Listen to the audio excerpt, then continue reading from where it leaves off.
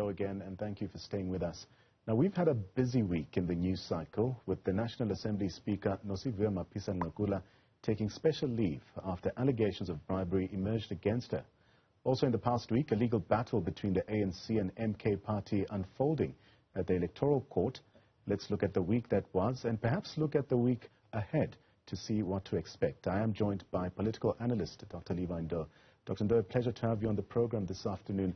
Well, considering the historical significance of the ANC and MK's relationship, what deeper implications can we draw from the current legal battle, especially with the MK using the name of its now disbanded military wing? Good afternoon, Nhlanhla. Good afternoon to the viewers at home.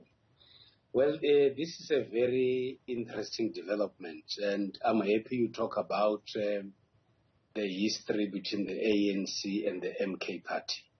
And I think the purpose or the reason for former President Jacob Zuma to have the MK Party would have been to ensure that indeed there is confusion, and at the same time ensuring that there is instability within the party, and also ensuring that those who felt that they could be sympathizing with the MK or former MK members who are still feeling aggrieved by what has been going on should actually go and join him in his party.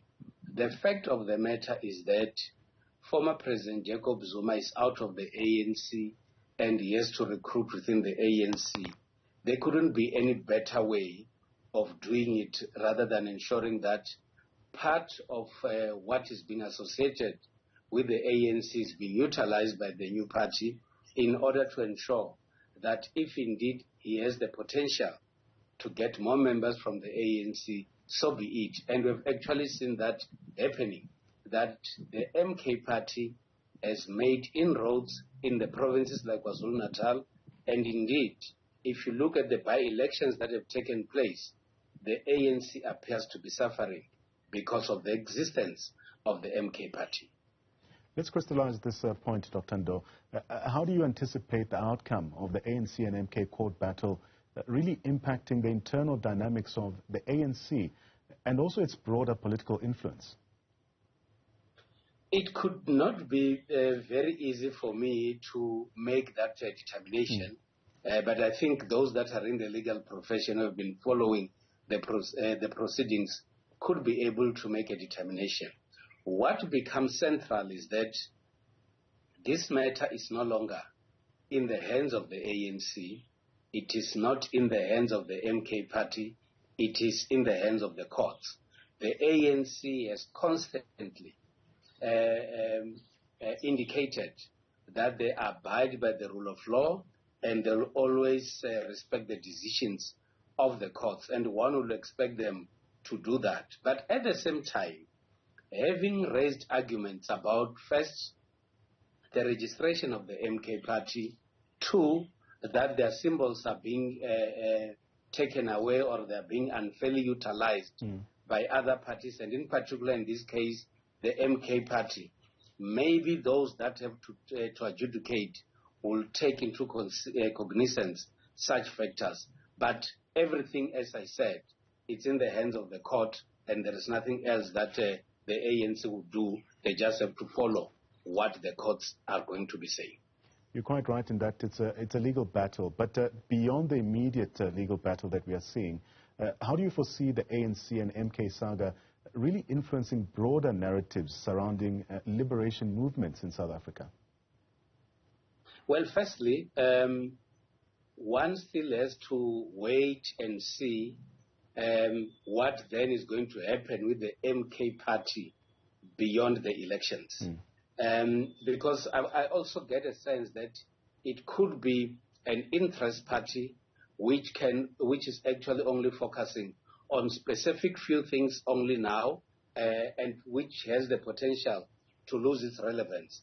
But if it's not just an interest party, we'll therefore be able to see the MK Party making a much bigger impact, especially on the areas that are dominated by the ANC. Another view that I have is that, especially in KwaZulu-Natal, the MK Party does not only pose a threat to the ANC only. It poses a threat to other political parties. And that will create a situation where the politics of KwaZulu-Natal are going to be very much interesting, because you are going to have many political role players, the ANC, the MK Party, the IFP, the EFF and the DA are all having a huge interest in what happens in KwaZulu-Natal. So all our eyes would mostly be focusing on KwaZulu-Natal now and beyond the elections. Dr. Ndou, I want us to shift gears right now. I did mention the name of the National Assembly Speaker in my introduction.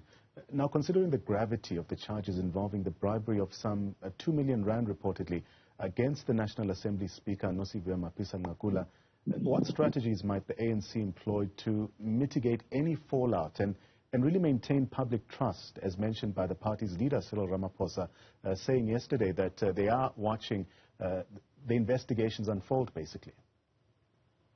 There are many factors that are involved here. The first factor is that you talk about the gravity of the allegations. Indeed, they have a potential to create a dent, not only on Mapisa-Nqakula, but on government and also on the ANC.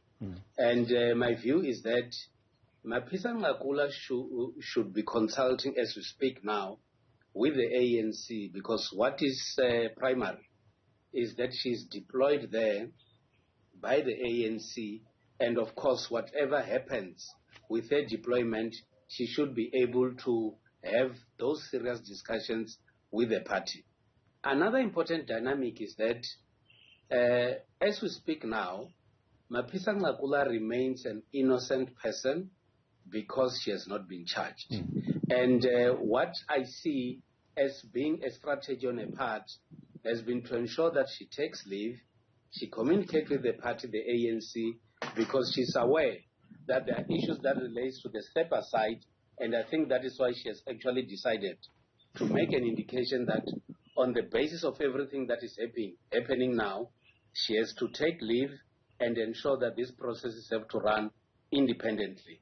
The unfortunate part also is that you would be expecting that Mapisa-Nqakula and others who would be leaving the administration should actually be focusing on other issues rather than facing the courts. And unfortunately, it appears as if Mapisa-Nqakula is heading for a very, very tough time after getting out of government. But Dr. Ndou, beyond the legal intricacies of the NPA's case against the National Assembly Speaker, there are questions that have been bubbling under to say that with another scandal to deal with so close to the elections in May, what potential ramifications do you foresee for the ANC's electoral prospects? In everything, or in the plan of the ANC for campaigning in all the provinces and everywhere, they need to add one item, and that item is, what do you do with the Mapisa-Nqakula situation? And that tells you that whether she's innocent or she is guilty, or whether people feel that she might be ill-treated or everything that is happening is correct, this has a dent on her party, the ANC, which has always been talking about issues that relate to renewal, issues that relate to the fight against corruption. And on the eve or just moving towards elections, you are faced with this big scandal.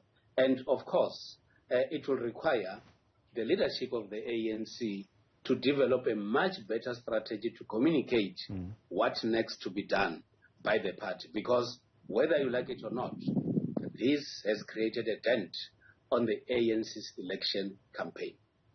Let's move on to this now. With ActionSA unveiling the manifesto yesterday, how might their proposal shape the political discourse leading up to the elections, particularly in contrast to established parties like the ANC? I mean, we heard from Herman Mashaba making bold promises, promising what?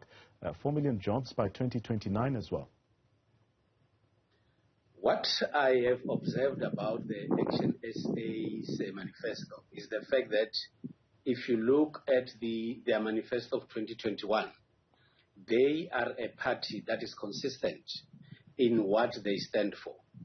ActionSA stands for the rule of law. ActionSA is very much firm on their position on illegal immigrants. ActionSA is very firm on building the economy and ethical leadership. And each time you hear the leader of ActionSA, Mr. Emen Mashaba, he would always be emphasizing these issues. What is also of more interest is that they talk about building a strong economy and the creation of over 1 million jobs. And even though all the parties are talking about the creation of jobs, I think ActionSA has come up with a much bigger number for the job creation.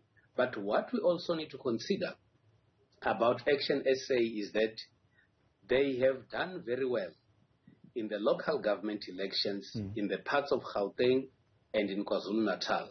My view is that if they want to still get more numbers, they need to focus on other provinces, because as they are well established in one areas, other parties are taking advantage of where they have no opposition and they are consolidating their presence. Before I let you go, Dr. Ndou, another snapshot topic. In light of the recent tensions between the IFP and ANC, what strategic significance does the IFP's call for this dialogue hold in the current political climate? Of course, the IFP wanting an audience with the ANC leadership, but at a national level. Well, I see this as responsible leadership.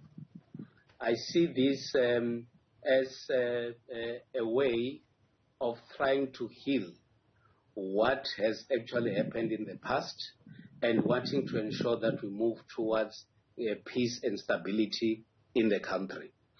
KwaZulu-Natal has always had serious tensions and conflicts that are informed by political differences.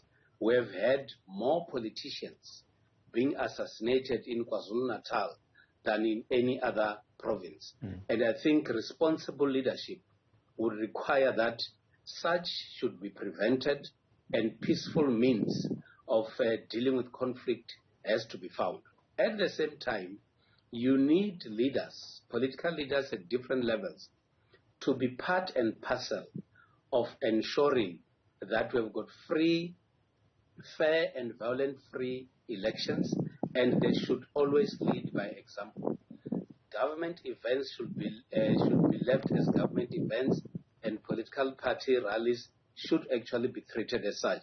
But what should be primary, in my view, is that our leaders should always be on the forefront in ensuring that they lead by example and we have internal peace and stability in the country.